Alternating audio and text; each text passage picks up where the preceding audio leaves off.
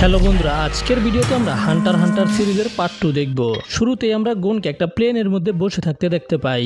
Gone কিলোয়া সম্পর্কে চিন্তা করছিল, তখনই সেখানে লিও আসে আর গোনের মুখের ভিতরে ঢুকিয়ে দেয় ফ্রেঞ্চ ফ্রাই। কুরাপিকা বলে যে কালকে সকাল হতে হতে আমরা ওই জায়গায় পৌঁছে যাব।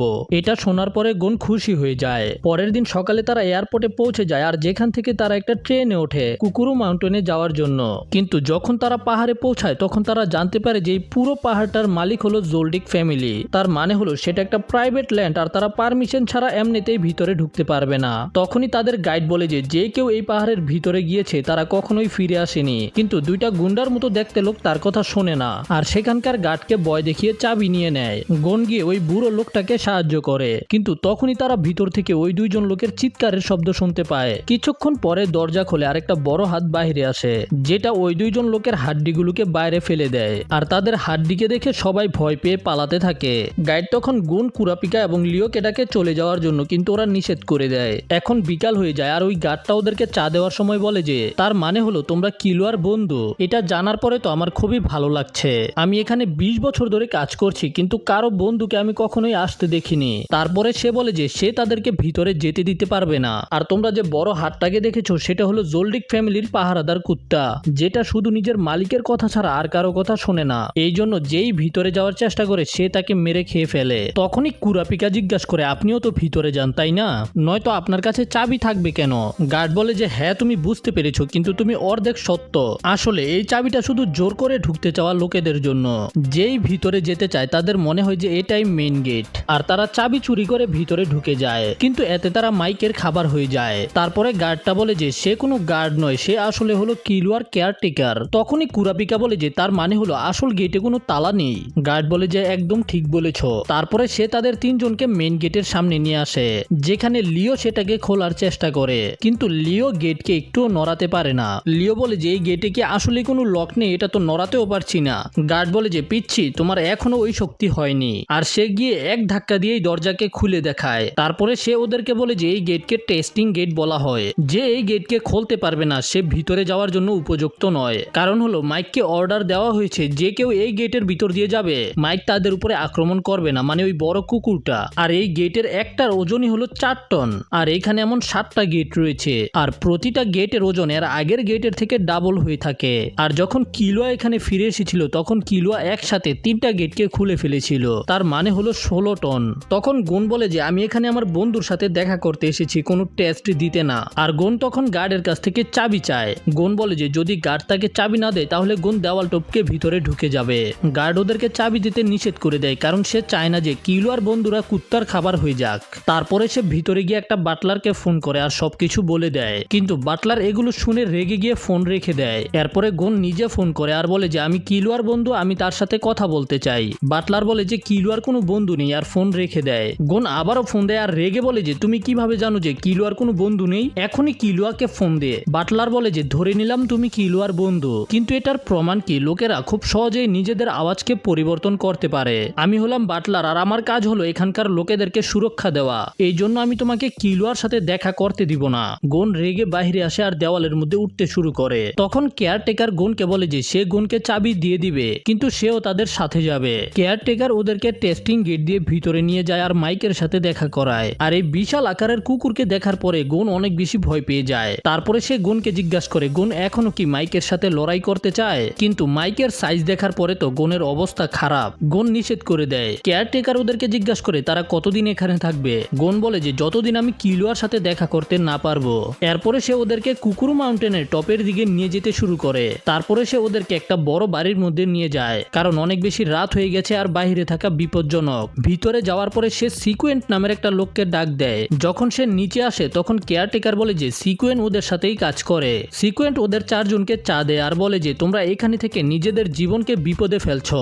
জেব্রো তো অবশ্যই তোমাদেরকে গেটের সম্পর্কে বলেছে, এতেই হয়তো তোমরা বুঝতে পেরে গেছো যে এই জায়গাটা কেমন হতে পারে। তখনও গুন বলে যে আমি কিলোয়ার সাথে দেখা না করে এখান থেকে যাব না, আমি নিজের বন্ধুকে বিপদে রেখে যেতে পারবো না। এটা দেখে জেব্রো বলে যে যদি তোমরা ঠিকভাবে ট্রেনিং করো তাহলে তোমরা গেটকে খুলতে পারবে। এটার জন্য ওরা 3 জনেই রাজি হয়ে যায়। এই জন্য জেব্রো ওদেরকে 50 কেজি ওজনের স্যুট পরিয়ে দেয় আর বলে যে তাদের এটা সবসময় পরে থাকতে হবে, শুধু ঘুমানোর সময় খুলে রাখবে। আর যখন তাদের 50 কেজির অভ্যাস হয়ে যাবে তখন তারা এটাকে আরো বেশি বাড়িয়ে তাড়িয়ে দিবে। আর শুধু তাই না, চা খাওয়ার জন্য ওদেরকে যে কাপ দেওয়া হয় সেটার ওজন 20 কেজি। আর এগুলো দেখে সিকোয়েন্ট বলে যে ওরা তো 2-3 দিনের মধ্যেই হার মেনে এখান থেকে পালিয়ে যাবে। এটা শুনে লিও রেগে যায়, তবে জ্যাব্রো বলে তোমার শিফটের সময় হয়ে গেছে। এটা শুনে জ্যাব্রো সেখান থেকে চলে যায়। এরপরে লিও টয়লেটে যাবে, কিন্তু টয়লেটের দরজার ওজনও 500 কেজি ছিল। এরপরে আমরা কিলুয়াকে দেখতে পাই, যার অবস্থা অনেক বেশি খারাপ ছিল। কারণ হলো কিলুয়ার বড় ভাই মিলুকি কিলুয়ার উপরে টর্চার করছে। তখনই সেখানে কিলুয়ার মা আসে আর ওকে জিজ্ঞেস করে যে তোমার কি শিক্ষা হয়েছে? কিলুয়া বলে যে একদমই না। তখন মিলুকি ওকে বলে যে তোমার বন্ধু গোন এখানে এসেছিল আর সে টেস্টিং গেটকে খোলার চেষ্টা করেছিল কিন্তু খুলতে পারেনি। তখনই ওদের মা ওকে চুপ করিয়ে দেয়, কারণ সে চেয়েছিল যেন কিলুয়া এই সম্পর্কে জানতে না পারে। কিলুয়া বলে যে গোন এখানে এসেছে, আমাকে কেউ বলেনি কেন? ওর মা বলে যে আমার মনে হয় এটা কোনো দরকারি বিষয় না, কারণ হলো সে কখনোই ফ্রন্ট গেটকে খুলতে পারবে না। কিন্তু কিলুয়া বলে যে গোন অবশ্যই ওই দরজাকে খুলে ফেলবে। কিলুয়ার মা বলে যদি সে দরজা খুলেও ফেলে সে কখনোই এই পর্যন্ত পৌঁছাতে পারবে না। কিন্তু কিলুয়া বলে ওই দরজাও খুলবো আবার এখানেও আসবো। এরপরে আবার আমরা ওদের 3 জনকে দেখতে পাই যারা দরজা খোলার চেষ্টা করবে। কুরাপিকা বলে যে যতক্ষণ গোনের হাত ঠিক না হচ্ছে গোনের এটা চেষ্টা না করাই ভালো হবে। তারপর ওরা দুজন মিলে দরজা খোলার চেষ্টা করতে শুরু করে, কিন্তু পুরো জীবন দিয়ে ধাক্কা দেওয়ার পরেও দরজাকে একটু নড়াতেও পারে না। গোন বলে যে আমাদের এই দরজাকে খোলার জন্য আরো বেশি ট্রেনিং করতে হবে। এরপরে আমরা কুরাপিকা এবং লিওকে দেখতে পাই যারা আরো বেশি কঠিন ট্রেনিং করছিল। আর সেখানেই গোন এক হাত দিয়ে পুশ আপ করছিল। আর সময়ের সাথে সাথে ওদের ট্রেনিং আরো বেশি কঠিন হতে থাকে। আর যখন ওরা দুজন ট্রেনিং করে শুয়ে পড়ে তখন গোন একা একা জঙ্গলে গিয়ে ট্রেনিং করে। পরের দিন ওরা আবারও দরজা খোলার চেষ্টা করে, কিন্তু ওরা দুজনে এত বেশি ক্লান্ত হয়ে গেছে যে ওরা নিজেরাই হাঁটতে পারে না ঠিকভাবে। সিকোয়েন্ট ওদেরকে বলে যে তোমরা এটা কখনোই করতে পারবে না, এখান থেকে চলে যাও। কিন্তু ওরা দুজনে হার মানে না। সিকোয়েন্ট বলে যে যদি তোমরা এইভাবেই গাদার মতো চেষ্টা করতে থাকো তাহলে তোমরা দরজাকে কখনোই খুলতে পারবে না। তোমাদের দুজনকে আলাদা আলাদা দরজার মধ্যে একসাথে ধাক্কা দিতে হবে। আর সিকোয়েন্টের কথা মতো যখন ওরা চেষ্টা করে তখন দরজাকে একটু খুলে ফেলে, কিন্তু সেটা আবার সাথে সাথেই বন্ধ হয়ে যায়। তখনই সিকোয়েন্ট বাটলারকে ফোন করে কুরাপিকা এবং লিও সম্পর্কে বলে দেয় যে তারা দুজনে মিলে দরজা খোলার চেষ্টা করছে আর তারা দরজাকে নড়াতে পেরেছে।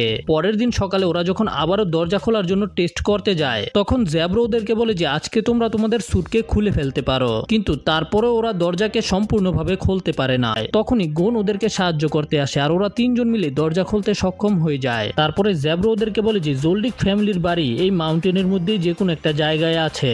যদিও সে এখানে 20 বছর ধরে কাজ করে তারপরেও সে জানে না তাদের বাড়িটা আসলে কোথায়। এরপরেই তারা সেখান থেকে বের হয়ে যায় কিলুয়াদের বাড়ি খুঁজে বের করার জন্য। জ্যাব্রো বলে যে এদের মধ্যে কিছু তো স্পেশাল আছে, আমার মনে হয় যে ওরা বাড়ি পর্যন্ত পৌঁছে যাবে। কিন্তু সিকোয়েন্ট বলে যে আমরাও এখানে 100 জনের সাথে এসেছিলাম, কিন্তু তাদের একটা বাটলারই আমাদের সবাইকে মেরে ফেলেছে।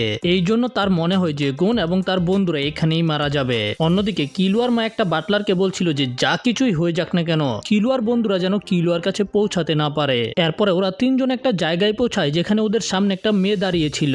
সে ওদের 3 জনকে বলে যে তোমরা এখান থেকে চলে যাও, তোমাদের ভিতরে যাওয়ার পারমিশন নেই। গোন বলে যে আমরা 3 জন তো টেস্টিং গেট খুলে এসেছি, তো ওদেরকে পারমিশন দিতে হবে। কিন্তু মেয়েটা ওদেরকে আবারও নিষেধ করে দেয়। এটা শুনে গোন রেগে গিয়ে বলে যে কিলুয়া আমার খুব ভালো বন্ধু আর এখন ও শুধু ওকে দেখতে চায়। কিন্তু মেয়েটা বলে যে ওকে আদেশ দেওয়া হয়েছে ও যেন কাউকে ভিতরে যেতে না দেয়। গোন বলে যে যদি তুমি আমাদেরকে ঢুকতে না দাও তাহলে আমাদের জোর করে ঢুকতে হবে। তখনই মেয়েটা মাটির মধ্যে দাগ দিয়ে বলে যদি তোমরা এই দাগকে পার করো তাহলে আমি তোমাদেরকে মেরে ফেলবো। কিন্তু তখনই গোন দাগকে পার করে ফেলে। তখনই মেয়েটা গোনের চেহারার মধ্যে আঘাত করে ওকে ফেলে দেয়। এটা দেখে কুরাপিকা এবং লিও নিজেদের অস্ত্র বের করে ফেলে, কিন্তু গোন ওদের দুজনকে থামতে বলে কারণ ওরা এখানে কারো সাথে লড়াই করতে আসেনি। গোন আবারও দাগকে পার করার চেষ্টা করে আর মেয়েটা গোনের চেহারার মধ্যে আবারও আঘাত করে। আর আমরা দেখতে পাই যে কেউ এই সবকিছু লুকিয়ে লুকিয়ে দেখছিল। আর গোন বলে যে আমি আমার বন্ধুর সাথে দেখা করেই ছাড়বো। এটা শুনে মেয়েটার মনে পড়ে যে কিলুয়া যখন ফিরে এসেছিল তখন কিলুয়া বলেছে আমি একটা বন্ধু বানিয়েছি। তারপরে গোন আবারও দাগ পার করে আর সে গোনের উপরে আবারও আক্রমণ করে দেয়। এমন করতে করতে বিকেল হয়ে যায়, কিন্তু গোন এখনো হার মানেনি। আর এত আঘাত পাওয়ার পরেও গোন আবারও উঠে দাঁড়িয়ে সামনে যেতে শুরু করে, যেখানে মেয়েটা আবারও গোনের উপরে আক্রমণ করে গোনকে ফেলে দেয়। মেয়েটা রেগে গিয়ে কুরাপিকা এবং লিওকে বলে তারা তার বন্ধুকে থামাচ্ছে না কেন, কিন্তু লিও এবং কুরাপিকা তো একেবারে শান্ত হয়ে দাঁড়িয়েছিল। এরপরে গোন আবারও সামনে যায় আর চিল্লায় বলে যে আমি শুধু আমার বন্ধুর সাথে দেখা করতে আইছি। তারপরে গোন ঘুষি মেরে দেওয়াল ভেঙে বলে যে আমি লাইন পার করে ফেলেছি, তুমি কি আমাকে মারবে না? গোন মেয়েটাকে বলে যে তুমি বাকিদের থেকে একেবারেই আলাদা, তোমার মধ্যে ফিলিংস রয়েছে। যখন আমি কিলুয়ার কথা বলেছিলাম আমি তোমার চোখের মধ্যে সেটা দেখতে পেয়েছি, এতে আমি বুঝতে পেরে গেছি যে তুমিও কিলুয়ার জন্য চিন্তা করো। তখন ওই মেয়েটা বলে যে প্লিজ কিলুয়াকে বাঁচাও। তখনই ওর মাথার মধ্যে কিছু একটা জিনিস অনেক জোরে হিট করে আর মেয়েটার সাথে সাথেই সেখানে পড়ে যায়। আর আমরা দেখতে পাই যে যেই হামলা করেছে সেটা কিলুয়ার মা ছিল, আর তার সাথে কিলুয়ার বোন কালুটোও ছিল। কিলুয়ার মা বলে যে এই চাকরের এত বড় সাহস, সে আমাদের বিপক্ষে কথা বলে। তারপরে বলে যে তুমি হয়তো গোন, তোমার সম্পর্কে আমি ইলুমির কাছ থেকে শুনেছি, কিন্তু কিলুয়া এখন তোমার সাথে দেখা করতে পারবে না, এই জন্য তুমি এখান থেকে চলে যাও। এরপরে আমাদের কিলুয়াকে দেখানো হয়, কিলুয়াকে চেন দিয়ে বেঁধে রাখা হয়েছে, আর কিলুয়ার অবস্থা তো আসলেই খারাপ। তখনই আমাদের কিলুয়ার অতীতের সিন দেখানো হয়। কিলুয়া যখন যাচ্ছিল তখন ইলুমি কিলুয়াকে জিজ্ঞাসা করে যে কিলুয়া কি নিজের মিশনকে কমপ্লিট করেছে। কিলুয়া বলে না। ইলুমি বলে মম তোমাকে ডাকছে, তবে কিলুয়া বলে আমি তার সাথে দেখা করতে চাই না। তারপরেই কিলুয়া একটা গাছের উপরে বসে আপেল খাচ্ছিল। তখনই কিলুয়া দেখতে পায় যে একটা মেয়েকে গ্রিট করছে। মেয়েটার নিজের নাম বলে, ওর নাম হলো ক্যানেরি। ক্যানেরি বলে যে সে এখানে একটা নতুন বাটলার হিসেবে জয়েন হয়েছে, আর ক্যানেরি কিলুয়াকে মাস্টার বলছিল, কিন্তু কিলুয়া ক্যানেরিকে বলে ওকে নাম ধরে রাখতে, কিন্তু ক্যানেরি এটাকে নিষেধ করে দেয়। কারণ হলো কিলুয়া ওর মালিক আর ক্যানেরি এখানে চাকরি করবে, এই জন্য ক্যানেরি ওর নাম নিতে পারবে না। কিলুয়া তখন ক্যানেরিকে জিজ্ঞাসা করে ও কি শ্যাডো স্টেপ করতে পারে, কিন্তু ক্যানেরি এই সম্পর্কে কিছুই জানে না। কিলুয়া বলে যে এটা হাঁটার এমন একটা টেকনিক, এতে আশেপাশের জীবেরা তোমার সম্পর্কে জানতেই পারবে না। এরপরে ক্যানেরি নিজের সম্পর্কে বলে যে সে মিটিওর সিটিতে বসবাস করত।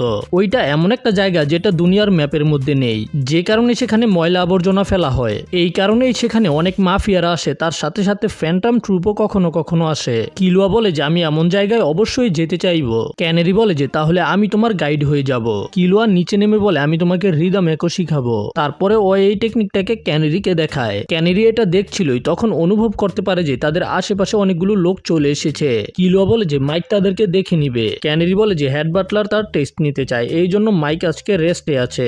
এরপরে আমরা ওই সকল লোকেদেরকে দেখতে পাই যেখানে সিকোয়েন্টও ছিল। ক্যানেরি তাদের সবার সামনে চলে আসে আর বলে যে তোমরা যদি এই জায়গার এই পার আসো তাহলে আমার তোমাদেরকে মেরে ফেলতে হবে। সিকোয়েন্ট নিজের বসকে অপেক্ষা করতে বলে, আর কয়েকজন একসাথে মিলে গিয়ে লাইনকে পার করে ফেলে, কিন্তু এমন করাতে ক্যানেরি তাদের সবাইকে অনেক খারাপ ভাবে পিটায়, যেটা দেখে বাকি সকল গুন্ডারা ক্যানেরির উপরে আক্রমণ করে। কিন্তু ক্যানেরির স্পিড অনেক বেশি ছিল, যে কারণে সে খুব সহজেই তাদের সবাইকে মারতে থাকে। এই সবকিছু কিলুয়া লুকিয়ে লুকিয়ে দেখছিল।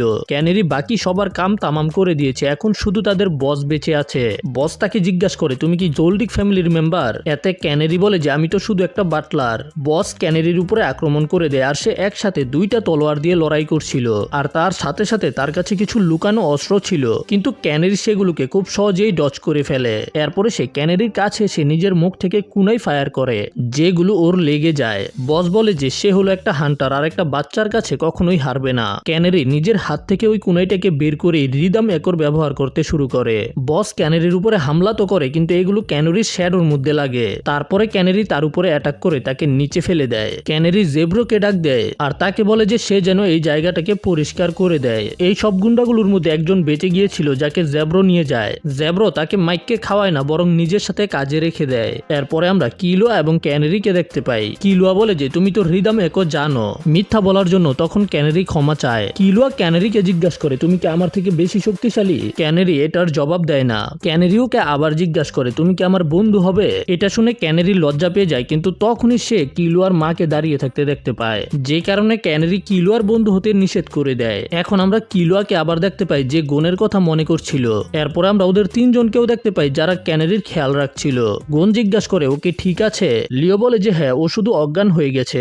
এরপরে আমরা কিলুয়াকে দেখতে পাই যাকে ওর ভাই চাবুক দিয়ে মারছিল। কিলুয়া প্রথমে তাকে গুড মর্নিং বলে, তারপরে তাকে ছুরি দিয়ে আঘাত করার জন্য সরি বলে, কিন্তু এটা শুনে মিলুকি ওকে আরো বেশি মারতে শুরু করে। তখনই মিলুকির কাছে ওদের মায়ের কল আসে, যার সাথে কথা বলার পরে মিলুকি বলে যে তোমার বন্ধু বাটলার অফিসের কাছে আছে। আর তখনই কিলুয়া নিজের এক হাতের চেইন ছিঁড়ে ফেলে, আর শয়তানি হাসি দিয়ে মিলুকিকে বলে যদি তুমি তাদেরকে স্পর্শ করো তাহলে আমি তোমাকে মেরে ফেলবো। এরপরে আমরা আবারও গোনকে দেখতে পাই, যেখানে কিলুয়ার মা এবং ছোট বোন ওদের পরিচয় দেয়। গোন জিজ্ঞাসা করে যে কিলুয়া এখানে এসে আমাদের সাথে দেখা করছে না কেন। এতে কিলুয়ার মা বলে যে যখন কিলুয়া এখান থেকে চলে গেছিল তখন সে তাকে এবং কিলুয়ার বড় ভাইকে ছুরি দিয়ে আঘাত করে পালিয়েছিল, আর কিলুয়া এই জন্যই ফিরে এসেছে কারণ সে নিজের ভুল বুঝতে পেরেছে, আর এই জন্যই সে নিজেকে জেলখানায় বন্দি করে রেখেছে। তখনই কিলুয়ার মায়ের কিছু হতে শুরু করে। অন্যদিকে কিলুয়ার সাথে দেখা করতে ওর গ্র্যান্ডফাদার জ্যানো এসেছে, যে মোটুকে বলে যে কিলুয়াকে ছেড়ে দিতে। মোটু বলে যে এত কিছু করার পরেও কিলুয়া একটুও দুঃখিত না। জ্যানো বলে যে হ্যাঁ আমি বুঝতে পারছি, আর কিলুয়া তুমি এখান থেকে যেতে পারো। এতে কিলুয়া ওকে বাদ দিয়ে রাখা শিকলকে নিজেরটা নিজেই ছিঁড়ে ফেলে, আর যখন সেখান থেকে চলে যাচ্ছিল তখন জ্যানো ওকে বলে তোমার ড্যাড তোমাকে ডাকছে। কিলুয়ার সেখান থেকে চলে যাওয়ার পরে জ্যানো এবং মিলুকি আলোচনা করে যে কিলোয়ার ভিতরে কতটা পটেনশিয়াল রয়েছে, কিন্তু কিলোয়া মেন্টালি উইক আর বন্ধু বানাতে চায়। অন্যদিকে কিলোয়ার মা সবাইকে বাই বলে সেখান থেকে চলে যায়। তখনই ক্যানেরির জ্ঞান ফিরে আসে আর সে বলে যে সে তাদেরকে বাটলারের অফিসে নিয়ে যেতে পারবে, তারা সেখান থেকে মেইন হাউসে কল করতে পারবে। আর যদি কিলোয়ার গ্র্যান্ডফাদার কল রিসিভ করে তাহলে সম্ভাবনা আছে যে তারা কিলোয়ার সাথে দেখা করতে পারবে। এরপরে আমরা কিলোয়া এবং ওর বাবাকে দেখতে পাই। ওর বাবা ওকে জিজ্ঞাসা করে তুমি কি নতুন বন্ধু বানিয়েছো? কিলোয়া বলে যে হ্যাঁ। এতে ওর বাবা জিজ্ঞাসা করে তারা কেমন লোক? কিলোয়া বলে যে তারা এমন লোক যাদের সাথে থেকে আমি অনেক আনন্দ পাই। এরপরে ওর বাবা ওকে আরো কাছে ডাকে আর এক এক করে সবকিছু জিজ্ঞাসা করে। এরপরে কিলোয়া তাকে সবকিছু বলে দেয় যেগুলো হয়েছিল, তার সাথে সাথে হানজোর সাথে করা ফাইটের কথাও বলে দেয়। এরপরে ওর বাবা বলে যে আমরা কখনোই একটা সাধারণ বাপ এবং ছেলের মতো কথা বলিনি, যদিও সে এই ফ্যামিলির একজন অংশ, কিন্তু তারপরেও সে একজন আলাদা মানুষ। এই জন্য সে নিজের খুশি নিজে খুঁজে বের করতে পারবে এবং তার যেটা ইচ্ছা সেটাই করতে পারবে।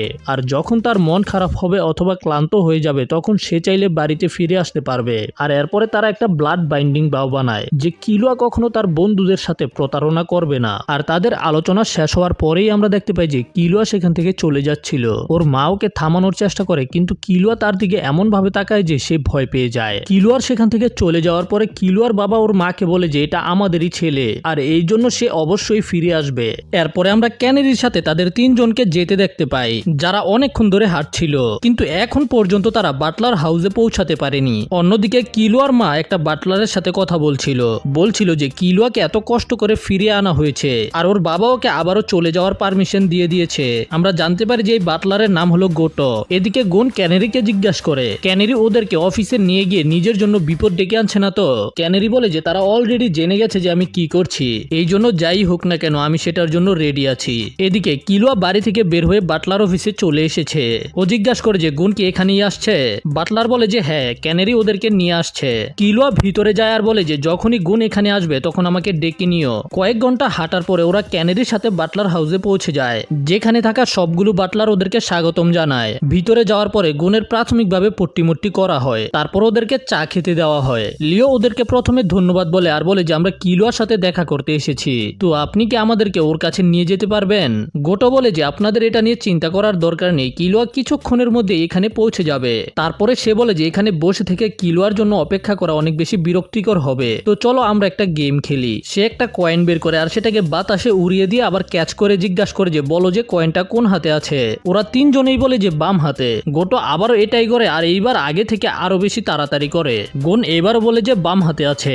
গোটো আবারও সেম জিনিসটা করে, কিন্তু কয়েনটাকে এইবার আগে থেকে অনেক বেশি ঘুরায় আর জিজ্ঞাসা করে যে এখন কোন হাতে আছে। কোনো জবাব দেওয়ার আগেই গোটো বলে যে আমি কিলোয়াকে ছোট থেকে বড় হতে দেখেছি, এই জন্য আমি চাই না যে কেউ এসে কিলোয়াকে নিয়ে যাক, এই জন্য সে তাদেরকে থামানোর সম্পূর্ণ চেষ্টা করবে। তারপরে সে জিজ্ঞাসা করে যে এইবার বলে যে কয়েন কোন হাতে আছে? কুরাপিকা বলে যে বাম হাতে।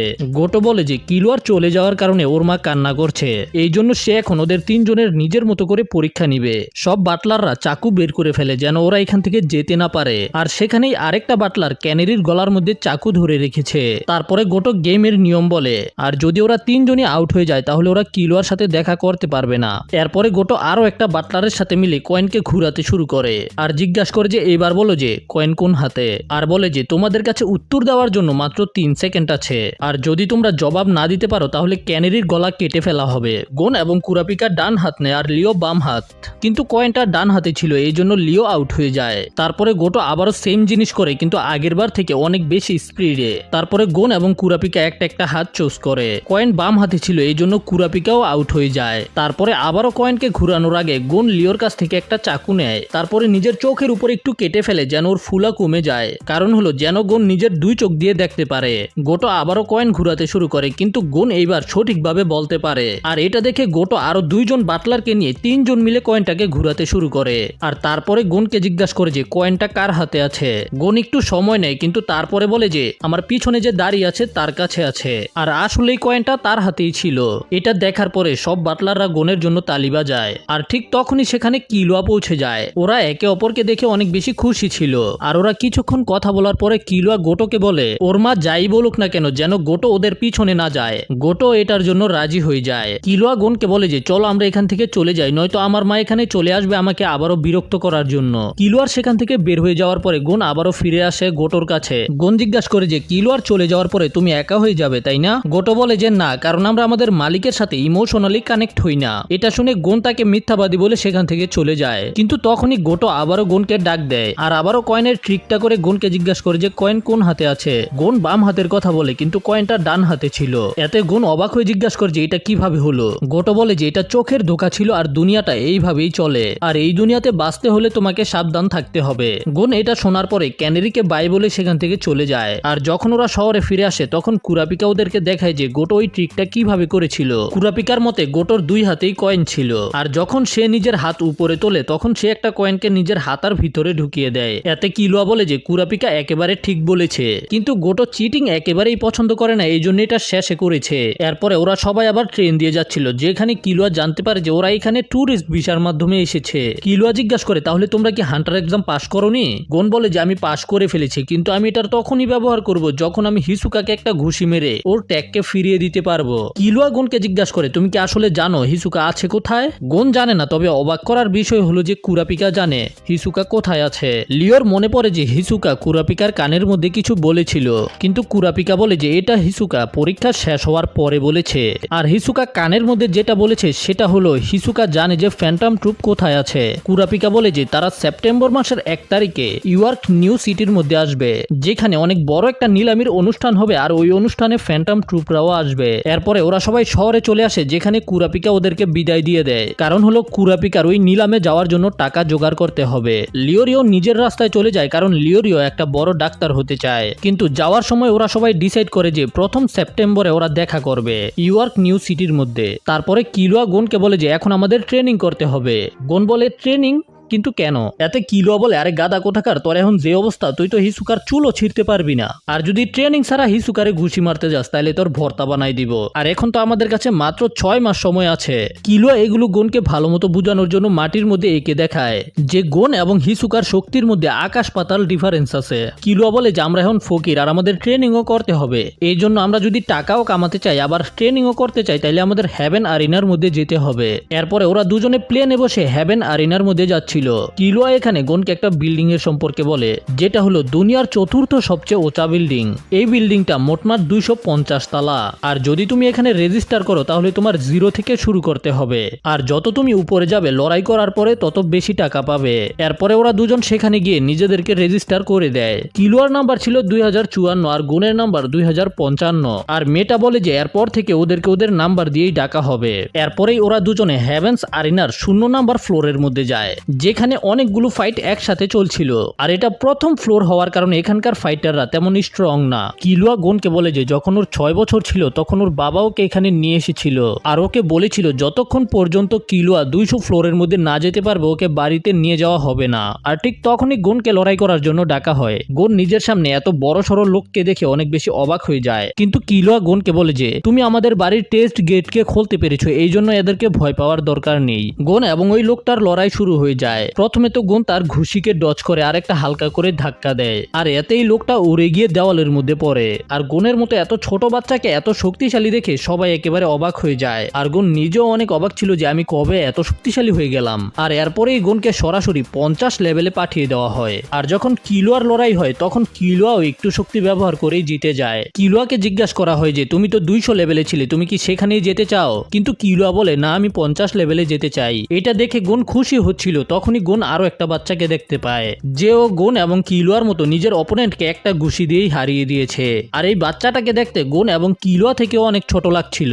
এই বাচ্চাটাকেও 50 নাম্বার ফ্লোরের মধ্যে যেতে বলা হয়। কিলুয়া গোনকে বলে যে পুরাটা বিল্ডিংকে এক একটা ধাপে ভাগ করে দেওয়া হয়েছে, আর প্রতিটা ভাগের মধ্যে 10টা করে ফ্লোর থাকে। তার মানে হলো যদি তুমি একটা ম্যাচ জিতো তাহলে তোমাকে 10 লেভেল উপরে পাঠিয়ে দেওয়া হবে, কিন্তু যদি তুমি একটা ম্যাচ হেরে যাও তাহলে তোমাকে 50 থেকে 40-এ নামিয়ে দেওয়া হবে। তখনই ওই ছোট বাচ্চাটা গোন এবং কিলুয়ার সাথে নিজেকে পরিচয় করায়। সে বলে যে তার নাম হলো জুসি। তখন গোন এবং কিলুয়াও নিজেদের নাম বলে। কিলুয়া বলে যে যখন ওরা 100 লেভেলে পৌঁছে যাবে তখন ওদেরকে রুম দেওয়া হবে থাকার জন্য। জুসি ওদেরকে জিজ্ঞাসা করে তোমরা দুইজন অনেক শক্তিশালী, তোমরা কোন ধরনের মার্শাল আর্ট প্র্যাকটিস করো? কিন্তু ওরা দুজন বলে যে আমরা তো কোনো মার্শাল আর্টের প্র্যাকটিস করি না। যেটা শুনে জুসি একটু অবাক হয়ে যায়। আর ঠিক তখনই সেখানে জুসির মাস্টার চলে আসে, যে জুসির পারফরমেন্সের জন্য ওর প্রশংসা করে। আর তখন জুসি নিজের মাস্টারকে করে সম্মান দেয়। এখন জোশির মাস্টারটা আসলে কে সেটার সম্পর্কে আমরা পরের পার্টে জানবো। তো যদি ভিডিও ভালো লেগে থাকে তাহলে লাইক করো, আর যদি চ্যানেলে নতুন হয়ে থাকো তাহলে তো অবশ্যই সাবস্ক্রাইব করতে হবে। দেখা হবে পরের ভিডিওতে, সেই পর্যন্ত টাটা বাই বাই।